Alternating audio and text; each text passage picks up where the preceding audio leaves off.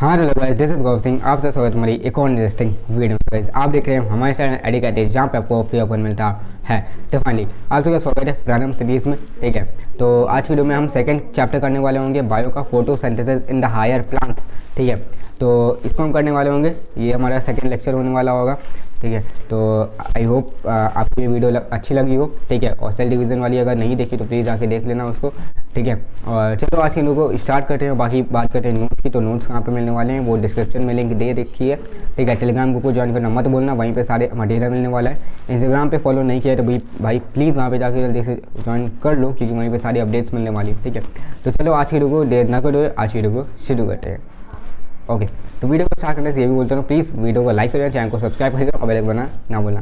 ठीक है, तो यहाँ पे बात करते हैं फोटोसिंथेसिस क्या होता है। ठीक है, सबसे पहली चीज़ यहाँ पे आती है फोटोसिंथेसिस की मीनिंग क्या है। तो physiochemical process which they use light energy. ठीक है, तो photosynthesis is a physiochemical process by which they use light energy to drive the synthesis of the organic compound। ये एक फिजियोकेमिकल प्रोसेस है जिसमें प्लांट्स जो है लाइट एनर्जी को यूज़ करते हैं ताकि वो अपने ऑर्गेनिक कंपाउंड को सिंथेसाइज कर सकें। अब ये फिजियोकेमिकल क्यों है? क्योंकि देखो यहाँ पे mechanism of the plant is involve और बाकी केमिकल्स भी इन्वॉल्व होते हैं इसमें, इसलिए इसको हम फिजियोकेमिकल कहते हैं। यहाँ पे बात आती है वाइट इज इंपॉर्टेंट। अब इंपॉर्टेंट क्यों है? तो देखो, primary source of all food on earth. ठीक है, और दूसरा हो गया also responsible for the release of the O2। पहली चीज़ तो हो गई, ये प्राइमरी सोर्स है सारे फूड के लिए इस अर्थ पे, इस धरती पे। ठीक है, दूसरा सोर्स ये है कि भैया ये रिस्पॉन्सिबल होती है O2 के लिए। O2 नहीं होगी तो हम लोग जिंदा कैसे रहेंगे? ठीक है, तो ये हो गया। फिर बात आती है क्लोरोप्लास्ट, यहाँ पे दिया है, तो it is also known as photosynthetic machinery.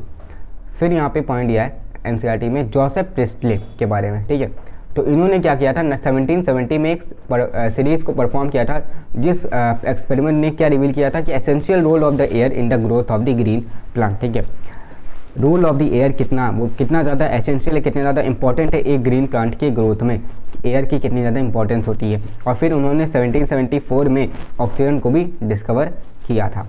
ठीक है, फिर Priestley found that plants restore to air whatever breathing animals and burning candle remove. तो उन्होंने बेसिकली एक्सपेरिमेंट में ये किया था कि उन्होंने एक जार लिया था, ठीक है, जिसमें उन्होंने वो रखा था, रैट रखा था और एक तुम्हारा बर्निंग कैंडल लग रही थी। ठीक है, फिर उसको वो पूरा क्लोज था। ठीक है, कुछ समय बाद जो रैट है वो मर जाता है, ख़त्म हो जाता है। ठीक है, और तुम्हारी जो बर्निंग कैंडल है वो भी बुझ जाती है। बट दूसरे उसमें उन्होंने क्या किया था, ये दोनों चीज़ें तो रखी थी, बट उसमें एक प्लांट भी रख दिया था।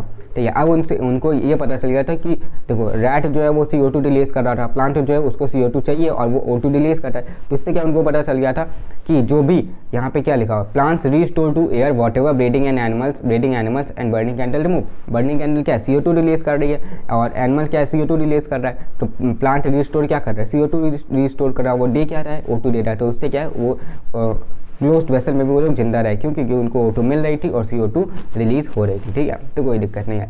फिर जैन इंजन हाउस ने क्या किया, they show that sunlight is essential to plant process that somehow purifies the air founded by burning candle और ब्रीडिंग एनिमल्स। ठीक है, तो इन्होंने क्या ऑब्जर्व किया, इन्होंने बताया कि सनलाइट जो है वो भी बहुत ज़्यादा एसेंशियल रोल प्ले करती है प्लांट प्रोसेस में। ठीक है, जो कि समहाउ किसी तरीके से तुम्हारी जो एयर है उसको प्यूरिफाई कर देती है, उसको साफ कर देती है।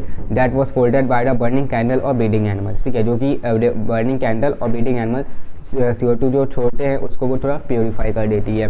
फिर it is the only part of the plant that could release the O2। ठीक है, ये एक ऐसा ही पार्ट है जहाँ एक ऐसा पार्ट है प्लांट का जो रिलीज करता है तुम्हारा O2। ठीक है, ना यहाँ पे दिया गया है, आफ्टर दी 1854 जूलियस वॉन सैक्स found that green part of plant is where glucose is made. ठीक है, उन्होंने ये पता लगाया कि ग्लूकोज बन कहाँ रहा है। ठीक है, आखिर एनर्जी कहाँ हो रही, तो वो बनती है तुम्हारे green part of the plant में। ठीक है, that is glucose is usually stored ऐसा। अब वो कैसा स्टोर होता है, तो वो होता है एक स्टार्च के फॉर्म में स्टोर होता है। ठीक है, फिर यहाँ पे बात करते हैं key feature of a photosynthesis of a plant. Key feature क्या होता है उनके, तो that plant could use light energy to make carbohydrate. ठीक है, प्लांट क्या है, लाइट एनर्जी यूज़ करता है ताकि वो कार्बोहाइड्रेट बना सके, किससे, वाटर से और CO2 से, कार्बन डाइऑक्साइड से। ठीक है, तो यहाँ पे रिएक्शन जो दी गई है वो तुम्हारी दी गई है CO2 प्लस H2O को जब हम लाइट की प्रेजेंस में रखेंगे फोटोकेमिकल रिएक्शन करेंगे, तो यहाँ पे देखो CH2O जो कि है एक empirical formula of the glucose, वो ग्लूकोज देगा प्लस ऑक्सीजन का मॉलिक्यूल देगा। ठीक है, अब ग्लूकोज क्या है, 6 कार्बन कंटेनिंग शुगर होता है। ठीक है, तो ग्लूकोज को हम ये भी कहते हैं 6 कार्बन कंटेनिंग शुगर। फिर यहाँ पे इन green plants H2O is hydrogen donor also and oxygen donor. ठीक है, जो ग्रीन पार्ट में वाटर ही एक ऐसा एलिमेंट है, ठीक है, जो तुम्हारा हाइड्रोजन डोनेट भी करता है और वाटर को और ऑक्सीजन को भी डोनेट करता है, ठीक है। यही तुम्हारा हाइड्रोजन भी डोनेट करेगा और यही तुम्हारा वाटर ऑक्सीजन भी डोनेट करेगा। तो सम ऑर्गेनिज्म, अब कुछ ऑर्गेनिज्म में क्या होता है, दे डोंट रिलीज O2, ठीक है। कुछ ऑर्गेनिज्म में क्या होता है, फोटोसिंथेसिस में O2 रिलीज होती नहीं है। तो भैया उसमें क्या होता है, जैसे कि एग्जांपल सल्फर बैक्टीरिया ले लो, वो क्या करता है, सल्फर या आयोडीन रिलीज करता है, ठीक है। यहाँ पे मेन हमारी इक्वेशन जो बन के आती है फोटोसिंथेसिस, वो क्या होती है, 6 CO2 + 12 molecules of water in the presence of the light will give you glucose plus water plus oxygen, जैसे कि तुम्हें दिख रहा है, ठीक है। तो O2 is evolve from H2O not from CO2, जैसे कि हमें पता है हाइड्रोजन जो है वाटर जो है वही तुम्हारा ऑक्सीजन डोनर है। तो O2 जो है वो वाटर से इवॉल्व होती है, ना कि CO2 से, ठीक है। बात करते हैं where does photosynthesis takes place. अब फोटोसिंथेसिस अक्कर कहाँ होता है, कहाँ पे वो प्लेस करता है, ठीक है, कहाँ पे वो परफॉर्म करता है। तो it occurs in the green part of the plant, ठीक है, ये green leaves of the plant, ठीक है, जो ग्रीन लीव्स होती है उसमें फोटोसिंथेसिस अकर होता है। अब कुछ अदर पार्ट्स हैं, देखिए some other green parts where photosynthesis occurs, ठीक है, कुछ अलग पार्ट्स हैं, जैसे कि तुम्हारा पेनिसिलिन पैरेन्काइमा हो गया, स्पॉन्जी पैरेन्काइमा हो गया, जिसको मेसोफिल भी कहते हैं, ठीक है, मेसोफिल सेल, क्लोरोप्लास्ट हो गया। अब ये क्यों भैया यहाँ पे भी फोटोसिंथेसिस क्यों होता है, क्योंकि दे आर सेमी ऑटोनोमस। क्यों भैया सेमी ऑटोनोमस, इसलिए क्योंकि इनका खुद का DNA होता है, खुद ये प्रोटीन को सिंथेसाइज कर सकते हैं, they have their own ribosome, उनके पास खुद का राइबोसोम भी होता है, ठीक है, इसलिए उनको हम सेमी ऑटोनोमस कहते हैं। और यहाँ पे ये फोटोसिंथेसिस तुम्हारा अकर करता है, टेक प्लेस होता है, ठीक है। फिर यहाँ पे देखो तुम्हारा दिया है लाइट इंडिपेंडेंट रिएक्शन जो है उन्हें हम कहते हैं फोटोकेमिकल रिएक्शन, ठीक है। लाइट इंडिपेंडेंट रिएक्शन को हम कहते हैं लाइट रिएक्शन या फोटोकेमिकल रिएक्शन। और लाइट इंडिपेंडेंट जो जिनके लाइट की ज़रूरत नहीं होती, लाइट की अगर लाइट रहेगी तो भी होंगी, लाइट नहीं होगी तो भी होंगी, ठीक है, तो उन्हें हम कहते हैं डार्क रिएक्शन या कार्बन रिएक्शन। तो देखो इन लाइट रिएक्शन, तुम्हारा लाइट रिएक्शन अगर होगा तो उसमें क्या बनेगा, तुम्हारा ATP + NADPH बनेगा। और अगर तुम डार्क रिएक्शन करोगे तो उसमें तुम्हारा स्टार्च या ग्लूकोज बनेगा, ठीक है, स्टार्च एंड ग्लूकोज बनेगा। तो यहाँ पे तुम देख पा रहे हो क्लोरोप्लास्ट का ये है तुम्हारा डायग्राम, जो कि बहुत इंपॉर्टेंट है, ठीक है। ये जो तुम्हारा यहाँ पे देख रहा है ये गोल गोल, ये सब तुम्हारे लिपिड के ड्रॉपलेट है, ठीक है। ये तुम्हें ये जो ऐसा गोल गोल टाइप में दिखता है स्फेरिकल टाइप में, ठीक है, स्फेरिकल शेप में, तो ये हो गया तुम्हारा स्टार्च ग्रेन्यूल्स हो गए। एकदम छोटे छोटे जो पॉइंट्स हैं वो तुम्हारे हो गए राइबोसोम्स, ठीक है। ये तुम्हारा ये जो स्ट्रक्चर है ये तुम्हारा ग्राना है, बीच में जो पूरा फ्लूइड है इसको हम कहेंगे स्ट्रोमा। ये तुम्हारा लंबा से ये जो इधर जा रहा है इधर से इधर, ये तुम्हारा स्ट्रोमल लेमेला हो गया, ठीक है। ये अंदर की जो है वो इनर मेम्ब्रेन होगी, आउटर हो गया आउटर मेम्ब्रेन हो गया, ठीक है। अब हम देखते हैं types of the pigment involve in the photosynthesis, कौन कौन से पिगमेंट इन्वॉल्व होते हैं फोटोसिंथेसिस में। तो सबसे पहला जो आता है वो है तुम्हारा क्लोरोफिल A, जो कि ब्राइट या ब्लू ग्रीन कलर का होता है इन क्रोमैटोग्राम में प्रेजेंट होता है, ठीक है। और ये बहुत ही मोस्ट इंपॉर्टेंट होता है क्लोरोफिल A, ठीक है। क्लोरोफिल B जो होता है ये येलो ग्रीन होता है, ठीक है, इसका कलर जो है येलो ग्रीन है। फिर ज़ैंथोफिल जो होते हैं वो येलो होते हैं, और तुम्हारे कार्टिनॉइड्स जो होते हैं वो yellow to yellow orange change हो जाते हैं बाद में, ठीक है। फिर हम बात करते हैं पिगमेंट्स के बारे में। पिगमेंट होते क्या हैं, तो देखो it is a substance that has ability to absorb light, ठीक है। प्लांट्स लाइट को एब्जॉर्ब करें तो उनके अंदर पिगमेंट होते हैं, और ये पिगमेंट्स जो है इनकी जो एबिलिटी होती है, इनका जो मेन फंक्शन होता है वो होती है दे एब्जॉर्ब दी लाइट, ठीक है। उनकी ability they absorb light at a specific wavelength, ठीक है, एट अ कुछ उनकी जो वेवलेंथ होती है उस पर ये एब्जॉर्ब कर लेते हैं, उस वेवलेंथ तक एब्जॉर्ब कर लेते हैं, उसको हम क्या कहते हैं, एंटीना कहते हैं, ठीक है। तो देखो most abundant plant pigment in the world अगर हम देखें पूछा जाता है तो उसको हम कहेंगे क्लोरोफिल, ठीक है, ये most abundant pigment in the world है। तो देखो क्लोरोफिल A के बारे में क्या किया, it is a major pigment responsible for trapping light, ठीक है। क्लोरोफिल जो है ये एक मेजर पिगमेंट है। क्लोरोफिल कोई पूछ ले भैया क्या है क्लोरोफिल, ठीक है, तो मेजर पिगमेंट है जो कि तुम्हारी लाइट को ट्रैप करने के लिए रिस्पॉन्सिबल होता है। तो यहाँ पे देखो क्लोरोफिल A के बारे में जो दिया है, it is the function to take electron from the reaction centre and without this chlorophyll A photosynthesis is not possible, ठीक है। क्लोरोफिल B हो या ना हो, C हो या ना हो, चलो ठीक है, उससे कोई मतलब, बट अगर क्लोरोफिल A नहीं होगा तो फोटोसिंथेसिस भी नहीं होगी, ठीक है। तो ये मोस्ट इंपॉर्टेंट है भैया, ये नेसेसरी है, कंपलसरी है, ठीक है। और ये क्या करता है, इसका फंक्शन है ये रिएक्शन सेंटर से इलेक्ट्रॉन ले लेता है। Without this chlorophyll A my photosynthesis is not possible. Chlorophyll B की बात करें तो ये क्या है, xanthophylls and carotenoids which are accessory pigment, ठीक है। ज़ैंथोफिल और कार्टिनॉइड्स को हम एक्सेसरी पिगमेंट्स कहते हैं। They also absorb the light and transfer the energy, ठीक है, वो लाइट भी एब्जॉर्ब करते हैं और एनर्जी को ट्रांसफर भी करते हैं। फिर यहाँ पे देखें अब एनर्जी कहाँ पे ट्रांसफर करते हैं, ये क्लोरोफिल A में करते हैं। क्लोरोफिल B जो है वो एनर्जी ट्रांसफर करता है क्लोरोफिल A में, और and it also protects the chlorophyll A from photo oxidation, ठीक है। फोटो ऑक्सीडेशन तो वो क्लोरोफिल A को उसको प्रोटेक्ट भी करता है, बचाता भी है, ठीक है। फिर यहाँ पे देखो, यहाँ पे कुछ चीज़ें ऊपर दी गई, इसको पहले देख लेते हैं। जैसे कि नेट प्रोडक्ट ऑफ फोटोसिंथेसिस, ठीक है, नेट प्रोडक्ट ऑफ फोटोसिंथेसिस क्या होता है, वो हमारा ऑक्सीजन है। Magnesium is present in chlorophyll A, कौन सा एलिमेंट प्रेजेंट है, कौन सा कंपाउंड है, वो हो गया तुम्हारा मैग्नीशियम। और magnesium and chlorine is required for photosynthesis, ठीक है। आपको पूछ ले भैया कौन सा एलिमेंट, कौन सी चीज़ इंपॉर्टेंट होती है फोटोसिंथेसिस के लिए, तो वो चीज़ होगी तुम्हारी मैग्नीशियम एंड क्लोरीन इंपॉर्टेंट होते हैं। बात करते हैं हम लाइट रिएक्शन की। लाइट रिएक्शन क्या होता है, तो it includes the light absorption, ठीक है। इसमें लाइट एब्जॉर्प्शन होती है, formation of the ATP and NADPH occurs, ठीक है। वाटर जो है वो स्प्लिट हो जाता है, ऑक्सीजन जो है वो इवॉल्व हो जाती है, वो रिलीज हो जाती है लाइट रिएक्शन में। तो देखो, pigments are organised in 2 discrete photochemical light harvesting complex, ठीक है।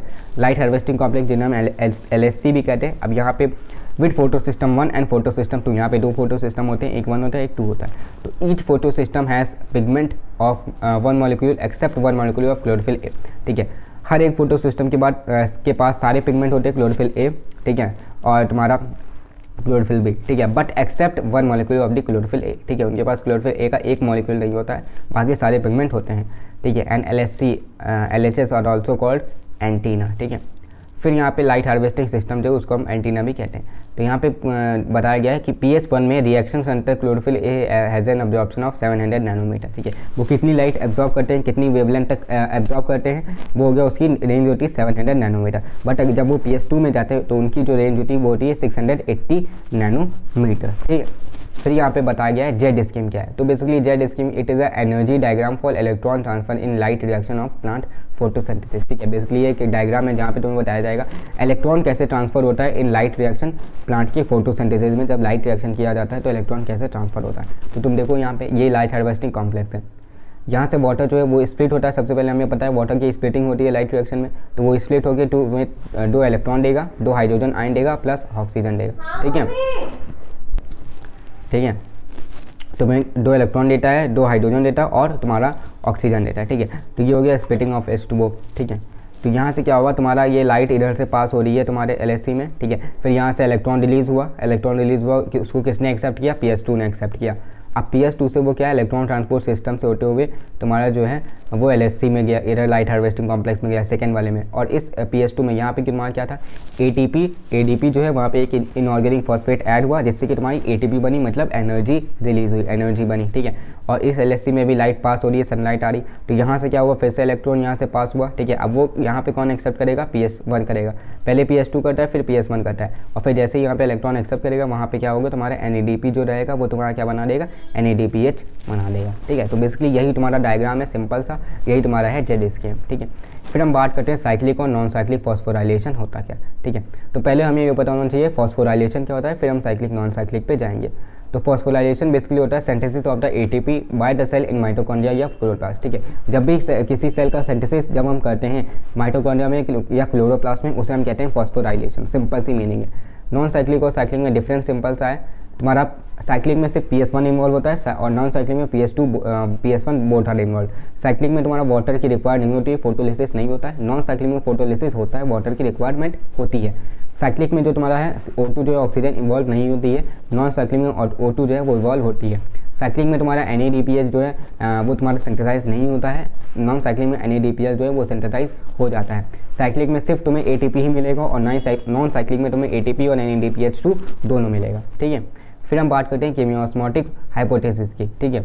तो बेसिकली ये तुम्हारा डायग्राम है, ठीक है। इसमें तुम देखो ये चीज़ ये पोर्शन जो तुम्हें दिख रहा है, ये बाहर का ये जो है ये मेम्ब्रेन टाइप है, ये थैलाकॉइड मेम्ब्रेन है, ठीक है। बाहर का ये जो है स्ट्रोमा है, अंदर जो है तुम्हारा फ्लूइड टाइप में वो हो गया तुम्हारा ल्यूमेन, जहाँ पे हाई कंसंट्रेशन ऑफ हाइड्रोजन होते हैं, हाइड्रोजन आयन होते हैं। बाहर जो है वो थोड़े low concentration of hydrogen ion होता है। तो यहाँ से जब तुम लाइट पास होती है, सनलाइट पास होती है, तो वो PS2 में सबसे पहले जाती है, जैसे कि हमने अभी देखा ऊपर। तो वहाँ पे यह स्प्लिटिंग ऑफ वाटर हुआ, ठीक है। यहाँ से इलेक्ट्रॉन पास हुआ, वो किससे, PO से तुम्हारा प्लास्टिक यूनियन बनाया, ठीक है। यहाँ से एक हाइड्रोजन ऐड हुआ, भैया हाइड्रोजन ऐड यहाँ से क्यों हुआ, भाई लो कंसंट्रेशन है, भले कम है हाइड्रोजन बट है तो, ठीक है। तो वहाँ से हुआ, ऐसा नहीं कि वहाँ पे हाइड्रोजन नहीं है, हाइड्रोजन है बट हाइड्रोजन आयन के कंसंट्रेशन वहाँ पे लो है स्ट्रोमा में एज कम्पेयर टू लूमेन में, ठीक है। यहाँ से फिर तुम्हारा ये पास हुआ इधर से, एक हाइड्रोजन इधर तो तुम्हारा इधर आ गया, ठीक है। या हाइड्रोजन यहाँ सेंटर से नीचे होगा, ATP सिंथेसिस की तरफ जा रहा था, ठीक है। और यहाँ से प्लास्टिक यूनियन जो पास हुआ प्लास्टोसाइनिन में बदला, ठीक है। प्लास्टोसाइनिन ये PS1 में गया, PS1 की एब्जॉर्बेंट जो वेवलेंथ थी वो 700 नैनोमीटर है। यहाँ से प्लास्टोकाइनिन जो तुम्हारा पास हुआ लाइट यहाँ पे आ रही थी PS1 वाले पे LSC में, ठीक है। यहाँ से फेरिडॉक्सिन बनाया, फेरिडॉक्सिन से FNR बनाया और FNR से यहाँ पे तुम देख लो यहाँ से हाइड्रोजन जब पास हुआ, हाइड्रोजन आए तो NADP में एक हाइड्रोजन ऐड हुआ और जैसे ही ऐड हुआ तो वो बना दिया तुम्हारा NADPH, ठीक है। सिंपल से यहाँ तुम्हें बन गया। तो ये क्या था, साइटोक्रोम B6 फोर्स है, इससे पास होते होते वो जाता है प्लास्टोकाइनिन, प्लास्टोकाइनिन से PS1, वहाँ पे फेरिडॉक्सिन बनाता है, फिर फेरिडॉक्सिन से वहाँ पे तुम्हें NADP से NADPH बना देता है। और इधर तुम देखो यहाँ से ये जो वाटर का हाइड्रोजन है एक मॉलिक्यूल इधर आया, ठीक है। तुम्हारा प्लास्टोक्विनोन से एक हाइड्रोजन का आया, ठीक है, हाइड्रोजन जैसा, और बाकी ल्यूमेन यहाँ पे कंसंट्रेशन था ही हाइड्रोजन का, ठीक है, एक यहाँ से आया। तो यहाँ से जब तुम पूरा पास करोगे, ठीक है, तो ये सबसे पहले तुम्हारा CF0 फेज में जाएगा, फिर तुम्हारा CF फेज में जाएगा, CF1 फेज में। अब देखो यहाँ पे क्या है, यहाँ पे हाई इलेक्ट्रोकेमिकल पोटेंशियल ग्रेडियंट जो होता है वो लो होता है थैलाकॉइड मेम्ब्रेन में, ठीक है। तो यहाँ से जब हाइड्रोजन पास हुआ तो सबसे पहले वो CF0 फेज में जाता है। अब CF0 फेज है क्या, it is embedded in thylakoid membrane and forms a trans membrane chance that carries out the facilitated diffusion of proton across the membrane, जिसका काम है बेसिकली तुम्हारा प्रोटॉन को पास कराना थाइलाकॉइड मेम्ब्रेन से, ठीक है। ये अंदर की तरफ है तुम देख रहे हो, और ATP सिंथेज वाला जो CF1 फेज है वो तुम्हारा बाहर की तरफ है। It protrudes on the outer surface of the thylakoid membrane on that side that focuses the stoma, ठीक है। तो यहाँ ATP सिंथेज में आया, यहाँ पे CF1 फेज है। तो यहाँ पे जैसे ही हाइड्रोजन प्रोटॉन आया तो इधर ATP से एक इनऑर्गेनिक फॉस्फेट ऐड हुआ, और जैसे ही ऐड हुआ यहाँ पे एनर्जी तुम्हारी बन गई, एनर्जी रिलीज हो गई। तो यही सिंपल है बेसिकली तुम्हारा, ये है तुम्हारा केमियोस्मोटिक हाइपोथेसिस, ठीक है। अब हम आते हैं नीचे, ठीक है। तो यहाँ पे देखो ATP and NADPH are use to drive the process leading to synthesis of the sugar, it is called biosynthetic phase of the photosynthetic, ठीक है। And it is also use in Calvin cycle, Calvin cycle में भी इसका use होता है। क्या है तुम्हारा ATP और NADPH का फुल फॉर्म भी दिया। ATP होता है एडेनोसाइन ट्राइफॉस्फेट, NADPH का फुल फॉर्म होता है निकोटिनामाइड नाइ न्यूक्लियोटाइड फॉस्फेट, ठीक है।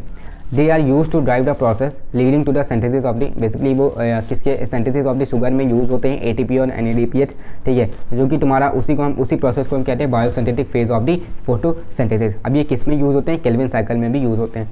अब हम बात करते हैं केल्विन साइकिल। सिंपल सी राइबोल्यूस बायोफॉस्फेट जो है तुम्हारा 1 बायोफॉस्फेट है, यहाँ से तुम्हारा क्या हुआ, सबसे पहले कार्बोक्सिलेशन होता है जिसको हम ऑक्सीजन भी कहते हैं। तो एटमॉस्फेयर से तुम्हारी 6 CO2 आई, ठीक है। एटमॉस्फेयर से तुम्हें क्या है यहाँ पे CO2 और वाटर ऐड हुआ, ठीक है। और जैसे यहाँ पे कौन ऐड कर रहा है, रूबिस्को एंजाइम यहाँ पे यूज हुआ है, ठीक है। तो जैसे यहाँ पे कार्बोक्सिलेशन हुआ, एडिशन ऑफ CO2 हुआ, यहाँ पे तुम्हारा 3-फॉस्फोग्लिसरेट बन गया जिससे हम कहते हैं फॉस्फोग्लिसरिक एसिड, ठीक है। अब वहाँ से क्या हुआ, रिडक्शन हुआ। ATP और NADPH से क्या बना है तुम्हारा, ADP से तुम्हारा क्या बना है, ADP plus NADPH plus inorganic phosphate, reduction हो रहा है, ठीक है। यहाँ पे इनऑर्गेनिक फॉस्फेट ATP से ADP हो गया, ठीक है। एडेनोसाइन ट्राइफॉस्फेट से एडेनोसाइन डाइफॉस्फेट हो गया।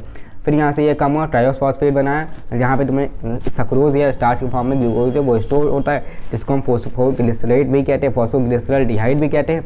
अब यहाँ से फिर से ये रीजनरेट हुआ, ATP से ADP बनाया, और फिर वो रीजनरेट हुआ, फिर वो राइबोल्यूस बायोफॉस्फेट में गया, फिर वहाँ से ऐसे ये प्रोसेस चलती रहती है, केल्विन साइकिल चलती रहती है, ठीक है।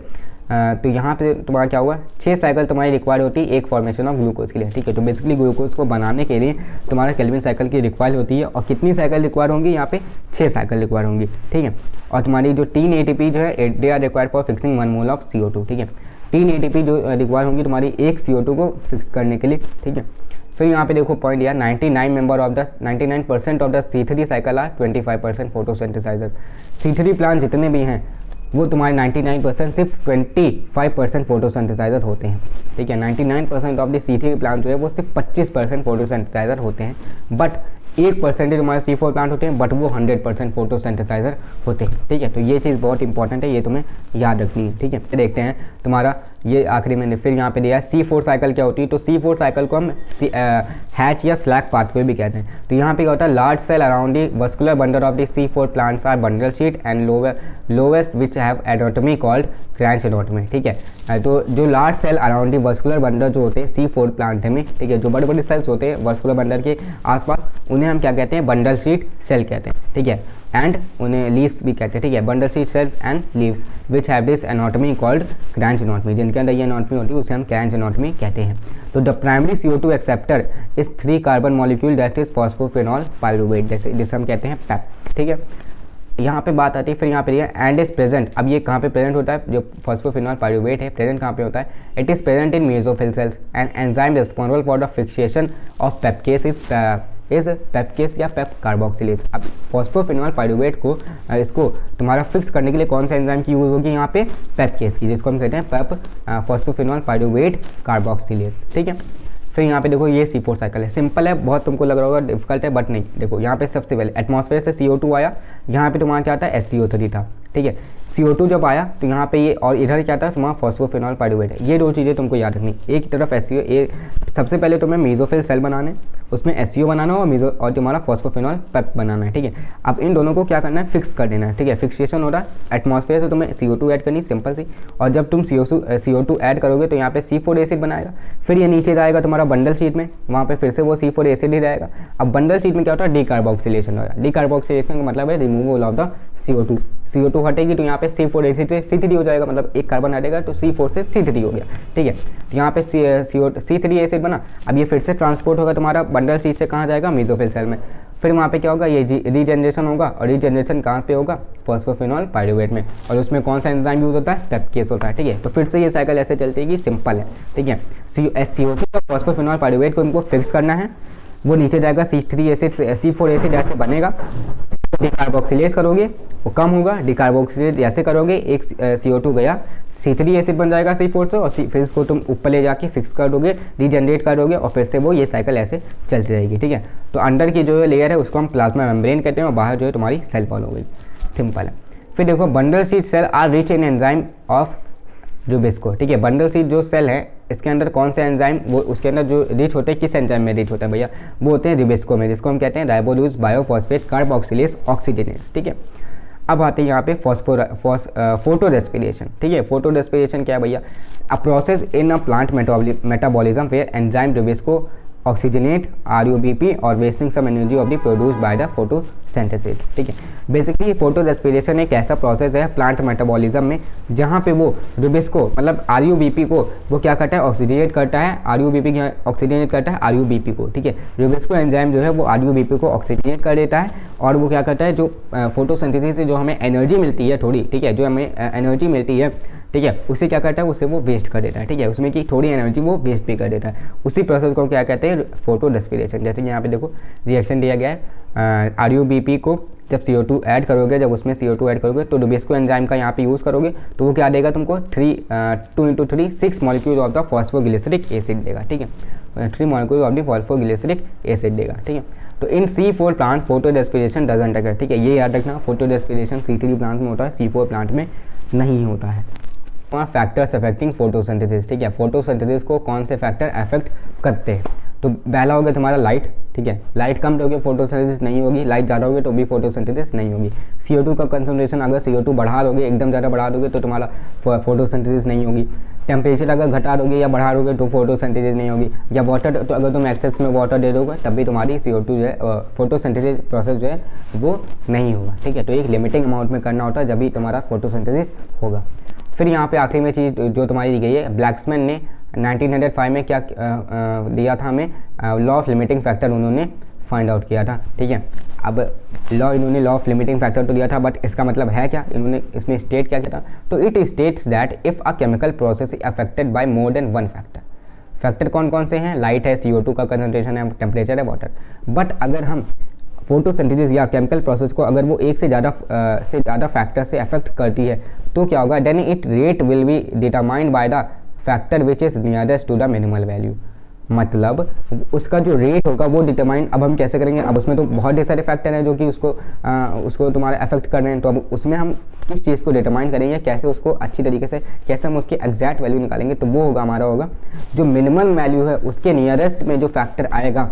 ठीक है, मिनिमम वैल्यू के नियरेस्ट में जो फैक्टर होगा, अब भले वो लाइट हो सकती है, CO2 का कंसंट्रेशन हो सकता है, टेम्परेचर हो सकता है, या वाटर हो सकता है, तो जो उसके मिनिमम वैल्यू के पास जो आएगा, जो तुम्हारा फैक्टर आएगा, उसी को हम कंसीडर करेंगे, वही हमारा रेट डिटरमाइन करेगा। ठीक है, लॉ ऑफ लिमिटिंग फैक्टर का रेट डिटरमाइन करेगा, मतलब it is the factor that will directly affect the process if it's quantity is change. ये एक ऐसा फैक्टर है, अगर तुम जैसे ही क्वांटिटी चेंज करते हो, लाइट को अगर बढ़ा दोगे, घटा दोगे, CO2 को बढ़ा दोगे, घटा दोगे, टेम्परेचर बढ़ा दोगे या घटा दोगे, या वाटर का जो कंसेप्ट उसको बढ़ा दोगे या घटा दोगे, तो तुरंत जो है तुम्हारा केमिकल प्रोसेस जो है, फोटोसिंथेसिस जो है वो तुम्हारा अफेक्ट कर जाएगा तुरंत।